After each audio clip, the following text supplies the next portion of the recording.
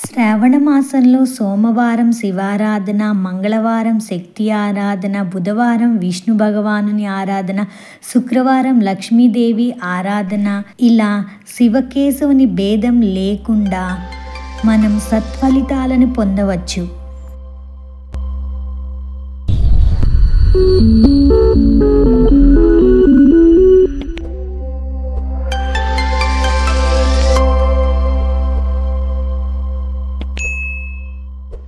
మాసాలలో శ్రావణ మాసం చాలా ముఖ్యమైనది, విశిష్టమైనది. శివకేశవులు అనే భేదం లేకుండా ఇద్దరిని పూజించే మాసమే ఈ శ్రావణ మాసం. జ్యోతిష్య శాస్త్రం ప్రకారం చూసుకుంటే చంద్రుడు శ్రవణ నక్షత్రానికి దగ్గరగా ఉండడం వల్ల ఈ మాసానికి శ్రావణ మాసం అని పేరు వచ్చింది. అలాగే శ్రీమన్నారాయణుడు జన్మ నక్షత్రం శ్రవణ నక్షత్రం. మన కలియుగ వైకుంఠ తిరుమల శ్రీనివాసుడు శ్రవణ నక్షత్రంలో పుట్టాడు. అందుకనే శ్రావణ మాసం లక్ష్మీదేవికి చాలా ప్రీతికరమైనదని పురాణాలు చెప్తున్నాయి. శ్రావణ మాసంలోనే మన శ్రీకృష్ణ పరమాత్మ జన్మించారు, హయగ్రీవ అవతారం కూడా జరిగాయని పురాణాలు చెప్తున్నాయి. శ్రావణ మాసంలో అన్ని రోజులు కూడా పవిత్రమైన రోజులే. ఫస్ట్ మనము ఈ శ్రావణ మాసంలో శివారాధన ఎలా చేయాలి అన్నదాన్ని చూద్దాం. పురాణాల ప్రకారం దేవతలు సముద్ర మథనాన్ని ప్రారంభించిన మాసం శ్రావణ మాసం. శ్రావణ మాసంలో పాల సముద్రాన్ని చిలుకుతూ ఉన్నప్పుడు హాలాహలం బయటికి వచ్చిందని, ఆ విషం సృష్టి నాశనానికి కారణమవుతుందని గ్రహించి దేవతలు శివుణ్ణి ప్రార్థించగా శివుడు గౌరీదేవిని చూశాడు. గౌరీదేవి తన మాంగళ్యంపై నమ్మకంతో ఈశ్వరునితో ఈ సృష్టి దేవతలు అందరూ మన సంతానమే, వారిని రక్షించుట మన బాధ్యత అని చెప్పి శివుణ్ణి ఆ గరళాన్ని స్వీకరించాలని కోరింది. శివుడు ఈ శ్రావణ మాసంలోనే విషాన్ని గరళం నందు పెట్టుకొని లోకాన్ని రక్షించినందుకు శ్రావణ మాసంలో సోమవారాలు భారతదేశంలో ఉన్న హైందవులందరూ భక్తి శ్రద్ధలతో శ్రావణ మాసమంతా ఈశ్వరారాధన చేస్తారు. శ్రావణ సోమవారాలు ఎవరైతే శివారాధన చేస్తారో, శివుణ్ణి పంచామృతాలతో అభిషేకం చేస్తారో వారికి శివానుగ్రహం కలుగుతుందని కూడా చెప్తారు. నెక్స్ట్ మంగళగౌరి వ్రతం ఎందుకు చేయాలి అన్న విశేషాన్ని చూద్దాం. మనలో చాలామంది మంగళగౌరి వ్రతం చేస్తూ ఉంటాం కదా, దాని విశిష్టత తెలుసుకుందామా? అమ్మవారి మాంగళ్య బలంతో శివుడు ఈ పని చేశాడు కాబట్టి శ్రావణ మంగళవారాలు మంగళగౌరి వ్రతాన్ని ఆచరిస్తారు. జాతకంలో కుజదోషం, కాలసర్పదోషం, రాహుకేతు దోషాలు ఇలాంటి ఎటువంటి దోషాలు ఉన్నవారైనా సరే మంగళగౌరి వ్రతాన్ని ఆచరిస్తే వారి దోష నివృత్తి అవుతుందని కూడా చెప్తూ ఉంటారు.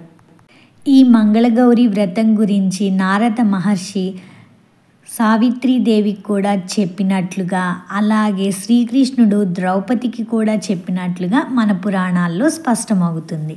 ఇప్పుడు మనం సోమవారం, శ్రావణ సోమవారం శివుడికి అని, శ్రావణ మంగళవారం మంగళగౌరి వ్రతం అని చూసాం కదా, అలాగే విష్ణువు పూజ ఏ రోజు అన్నది చూద్దాం. శ్రావణ మాసంలో బుధవారాలు మహావిష్ణువుని పూజించడం విశేషం. శ్రావణ బుధవారాలు పాండురంగ విఠలుణ్ణి ప్రత్యేకంగా పూజిస్తారు.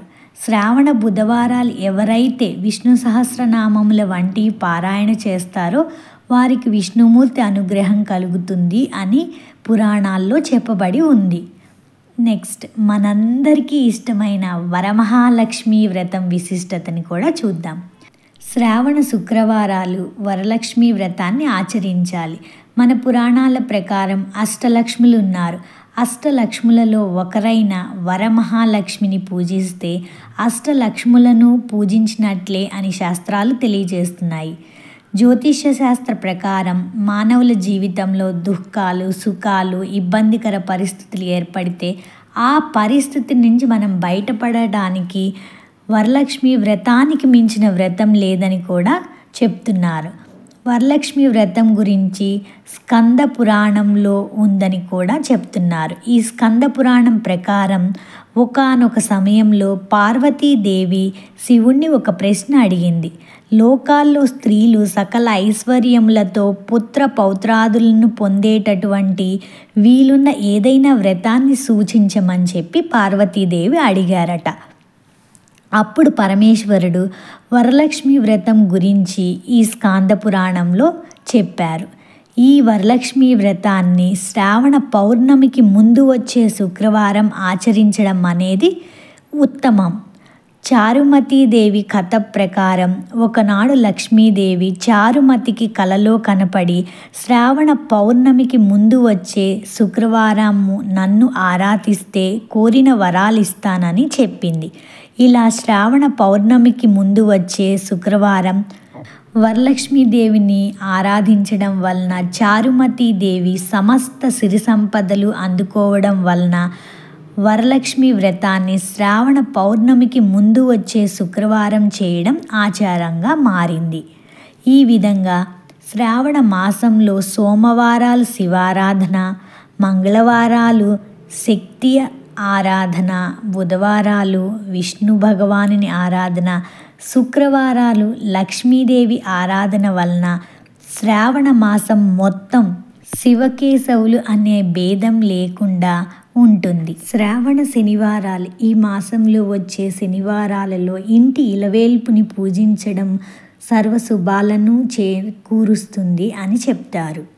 సర్వం శ్రీకృష్ణార్పణమస్తు.